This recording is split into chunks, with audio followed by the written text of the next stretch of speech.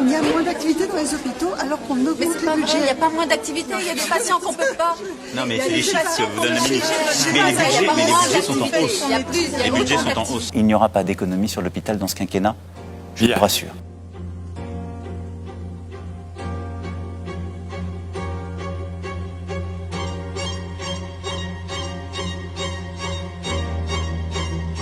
Le président de la Fédération hospitalière de France le dit, le ministère n'a pas pris la mesure. Les soignants de Marseille témoignent qui se volent des brancards entre services parce qu'ils n'en ont plus.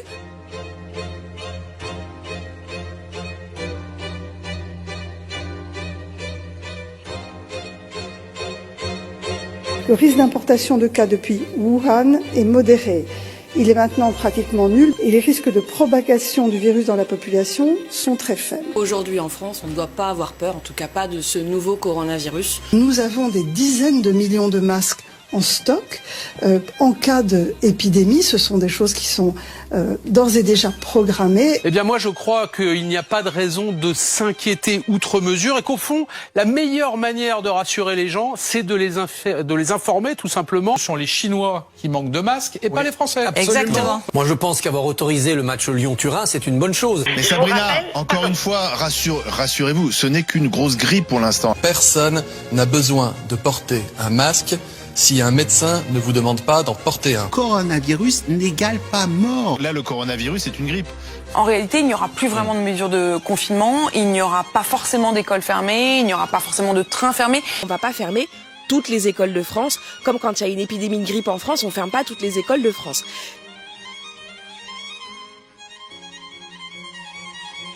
Bon, c'est un virus de plus, c'est, on le dit souvent, c'est une forme de grippe. Est-ce qu'il est envisageable qu'on ferme toutes les écoles de France?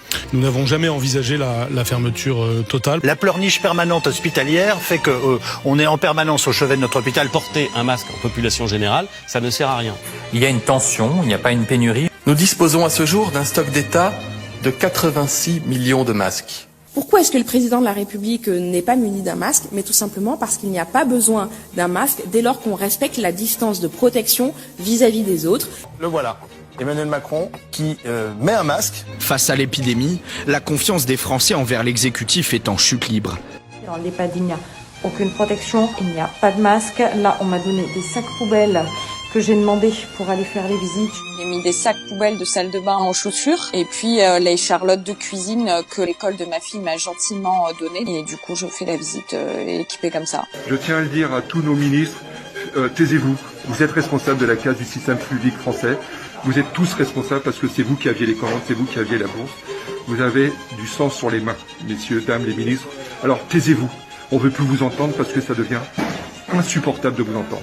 Du côté de la population maintenant, sachez que l'Académie de médecine a déclaré ce soir qu'elle recommandait le port obligatoire du masque, même pour le grand public. On nous a pourtant largement répété qu'il ne servait pas à grand-chose si l'on n'était pas soi-même malade. Une version qui a arrangé tout le monde alors que les stocks étaient quasiment vides, mais qui est loin d'être partagée par tous les scientifiques de la planète.